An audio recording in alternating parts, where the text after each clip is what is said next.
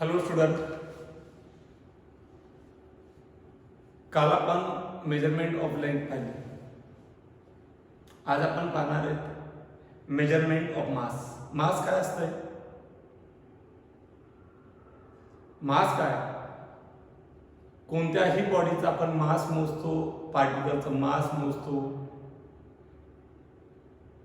Actual वजन करून आणतोय आपण.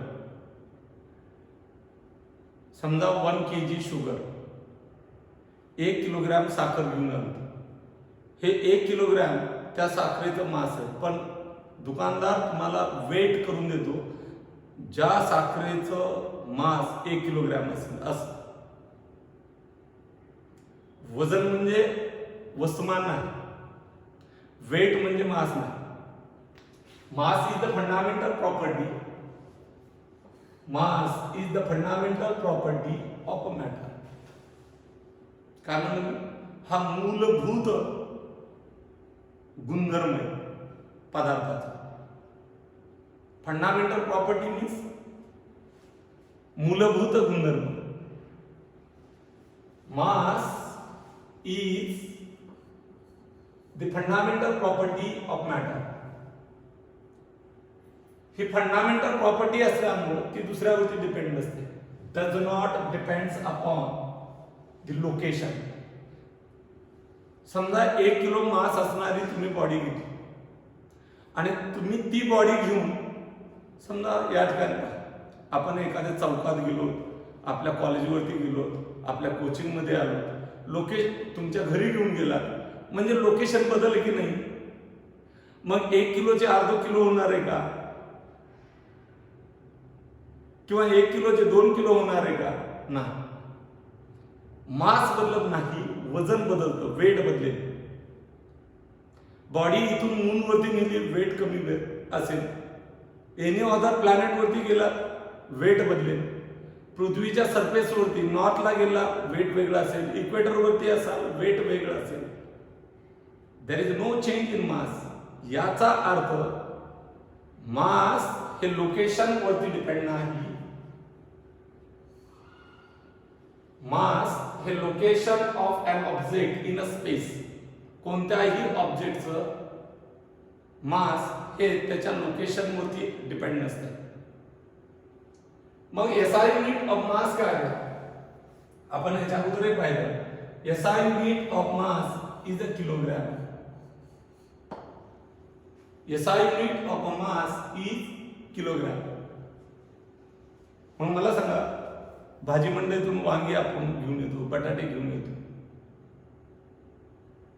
किंवा किराणा दुकानामधून गहू आणतो, साखर आणतो, डाळ आणतो. तो दुकानदार तुम्हाला मोजून देतो. समजा तुम्ही 1 किलो साखर मागितलं तर दुकानदार 2 किलो देणार नाही. तो काय करतो? मोजून देतो. कशाने मोजून देतो? तराजूने. याला म्हणतात कॉमन बॅलन्स. याला काय म्हणतात? Common balance. आणि मग त्यावेळेस मास ऑफ कॉमनली अवेलेबल ऑब्जेक्ट, सहज अवेलेबल असणारे ऑब्जेक्ट. मग मला सांगा, इलेक्ट्रॉन सहज अवेलेबल आहे का? प्रोटॉन सहज अवेलेबल आहे का? न्यूट्रॉन सहज अवेलेबल आहे का? ज्युपिटर आपण सहज अवेलेबल करू शकतो का? धरला ज्युपिटर, आणला पृथ्वी, धरला चंद्र, आणला पृथ्वीवर. ज्या बॉडी सहज अवेलेबल आहे तुम्हाला, त्या बॉडीचं मास हे कॉमन बॅलन्सने केलं जातं, म्हणजे तराजूने केलं जातं.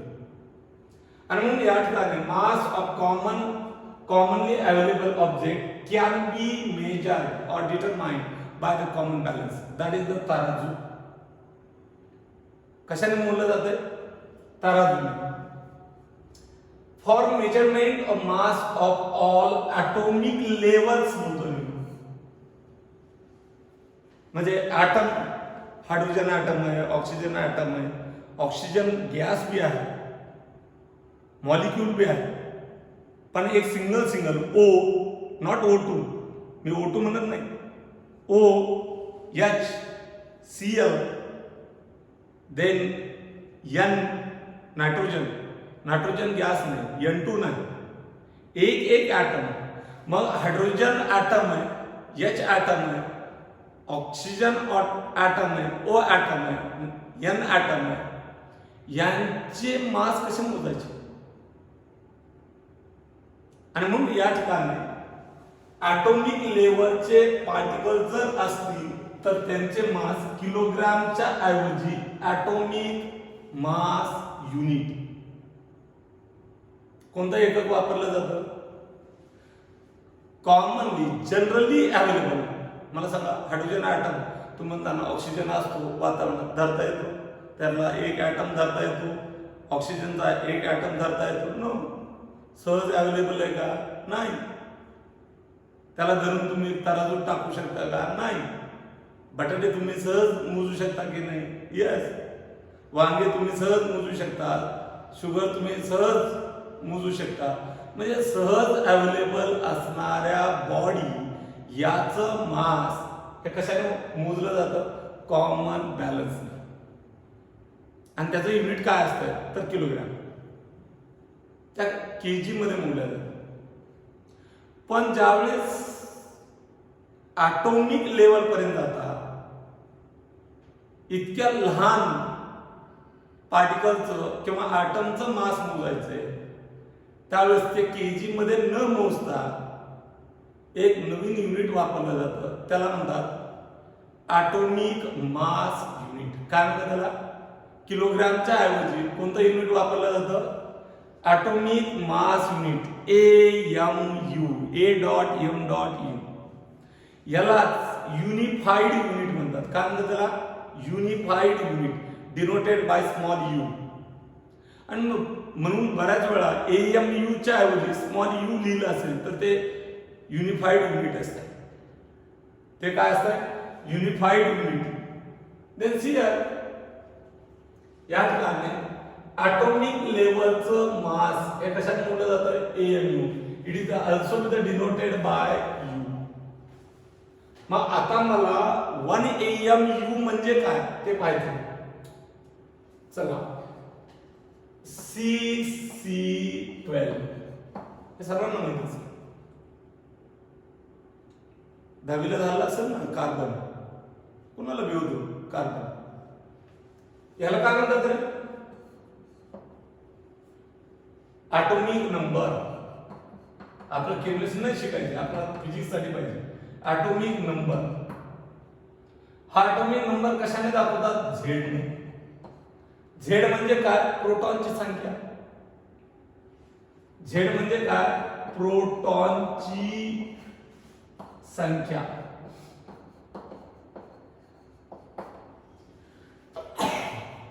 सॉरी. मग प्रोटॉन किती तिथं? 6. हे काय? Atomic mass number. याला मास नंबर म्हणतात. हे मास नंबर दाखवला जातं ए. मग ए काय असतं? प्रोटॉन प्लस न्यूट्रॉनची संख्या. मग प्रोटॉन किती? P बरोबर प्रोटॉन दॅट इज झेड किती? 6. मास नंबर किती? 12. तर न्यूट्रॉनची संख्या किती? N is equal to 12 - 6. Right. हे प्रोटॉन प्लस न्यूट्रॉन आहे. प्रोटॉन प्लस न्यूट्रॉन आणि हे 1 प्रोटॉन. मग जेवढे प्रोटॉन असतात, काय म्हणलं मी? जेवढे प्रोटॉन असतात तेवढेच इलेक्ट्रॉन याच्यात असतात. कोणत्या ॲटॉम? जेवढे प्रोटॉन असतात तेवढेच इलेक्ट्रॉन असतात. आता या ठिकाणी पहा, मग हा जो कार्बन आहे याचा मास हे ग्रॅम मध्ये असते. किती ग्रॅम आहे? 12 ग्रॅम. मास किती? 12 gram. Molecular weight represent its mass किती? ग्रॅम मध्ये असते. मग हे किती रे? 12 ग्रॅम. मग मला सांगा 1 मोल मीन्स काय? कोणताही सबस्टन्स आपण फंडामेंटल क्वांटिटी मध्ये पाहिलं होतं, amount of substance. Amount of substance पाहिलं होतं. मग समजा या ठिकाणी मी कार्बन या ठिकाणी 36 ग्रॅम घेतला. किती घेतला? 36 ग्रॅम. हे मास आहे. मग मॉलिक्युलर वेट किती कार्बनचं? 12. मी मास या ठिकाणी 48 ग्रॅम घेतले. या ठिकाणी मॉलिक्युलर वेट किती? 12. मॉलिक्युलर वेट नाही बदलणार. मी मास घेतलं या ठिकाणी 24 ग्रॅम. मॉलिक्युलर वेट किती? 12. मी मास या ठिकाणी 12 ग्रॅम घेतलं. मॉलिक्युलर वेट किती? 12. अमाऊंट ऑफ सबस्टन्स तुम्ही किती घ्या त्याचं मॉलिक्युलर वेट बदलत नसते. मग या ठिकाणी नंबर ऑफ मोल याचा फॉर्म्युला स्मॉल एन ने दाखवलं जातं. Mass in a gram divided by molecular weight. मग मला सांगा मास इन ग्रॅम किती? 12. मॉलिक्युलर वेट किती? सॉरी, मास इन ग्रॅम 36 आहे. मॉलिक्युलर वेट किती? 12. किती वेट? नंबर ऑफ मोल 36 भागिले 12 दॅट इज 3 मोल. ओके. 48 ग्रॅम मास आहे. मॉलिक्युलर वेट किती? 12. किती? 4 मोल. मोल काढण्याचा फॉर्म्युला इथे किती? 24 ग्रॅम आहे. Mass in gram divided by molecular weight किती मोल असेल? 2 मोल. मग मला सांगा आता किती? 12 gram divided by 12 is equal to 1. मग मला सांगा 1 मोल घेण्यासाठी 1 मोल 6C12 साठी च मास किती असलं पाहिजे? 12 ग्रॅम असलं पाहिजे. 1 मोलचं मास किती? 12 ग्रॅम. त्याशिवाय कारण मॉलिक्युलर वेट किती? 12. त्याशिवाय 1 येणार नाही. मग मला सांगा एका मोल मध्ये ॲटमची संख्या किती? त्याला म्हणतात ॲव्होगाड्रो नंबर. सी आहे. त्याला काय म्हणतात? Avogadro number. Number of atom in 1 mole Na 6.023 into 10⁻23. काय म्हणलं मी? एक मोल मग कुणी असेल? ऑक्सिजन असेल, नायट्रोजन असेल, O2 गॅस असेल, तिथं मॉलिक्युलची संख्या असते. ॲटम असतील किंवा मॉलिक्यूल असेल, तो जर 1 मोल असेल तर एका मोल मध्ये इथं ॲटम घेतला म्हणून ॲटमची संख्या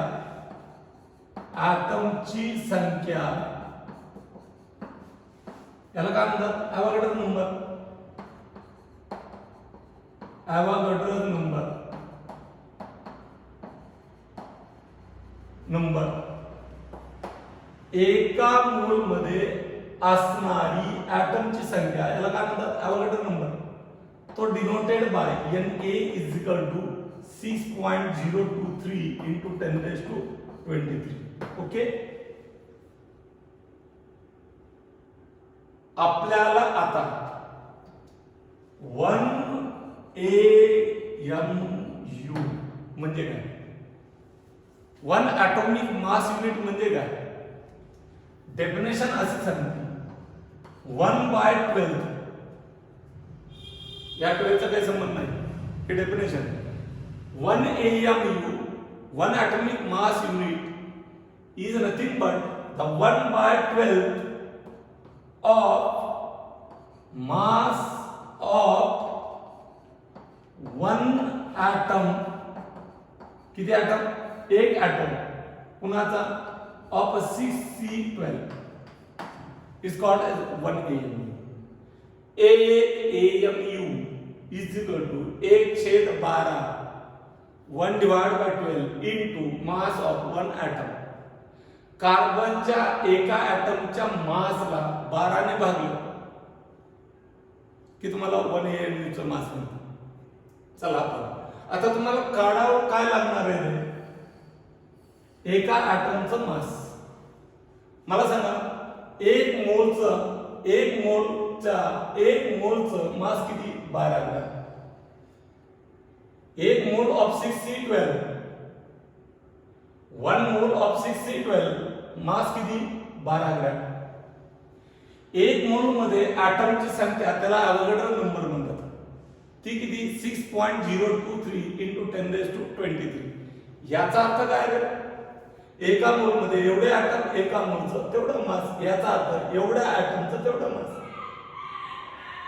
याचा अर्थ Na = 6.023 × 10⁻23 ऍटम गुणाचे 6C12 याचा मास किती आहे = 12 gram.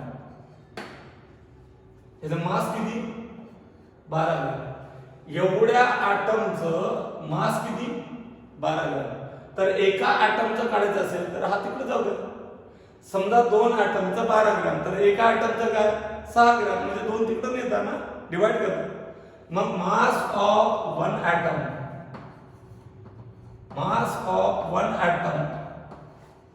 of 6C12 is equal to 12 divided by 6.023 into 10⁻23 gram. Okay, ग्रॅमची केजी करू आपण. मास ऑफ वन एटम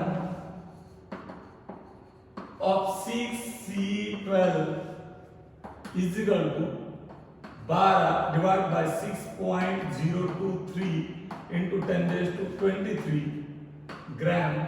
हे वरती घेतले 23. 12 divided by 6.023 वरती गेले तर पॉवर काय होती रे -23 ग्रॅम. ओके, एक गोष्ट सांगा मला. 1 किलोग्रॅम बरोबर 1000 ग्रॅम असते, right. 1 KG is equal to 1 2 3 10⁻³ gram. हा 10⁻³ इकडे आणला तर 1 divided by 10⁻³ KG is equal to 1 gram. हा इकडे आणला तर 1 ग्रॅम इज इक्वल टू हा खालचा वरती घेतला तर 10⁻³ केजी. हे लहान आहे की हे लहान आहे? ग्रॅम लहान आहे, केजी मोठा. लहानाचं मोठं करताना निगेटिव्ह पॉवर असते, मग मोठ्याचं लहान करताना पॉझिटिव्ह पॉवर. किलोग्रामचे ग्रॅम करायचे असेल तर +3, ग्रॅमचे केजी करायचे असेल तर -3. म्हणून या ठिकाणी केजी जर करायचं असेल तर 12 divided by 6.023 into 10⁻23 into 10⁻³ kg. Okay, is equal to 12 divided by 6.023 into 10⁻26 kg. हे किती ऍटम झालं? एका ऍटमचं मास. किती ऍटम झालं? एका ऍटमचं मास आलं.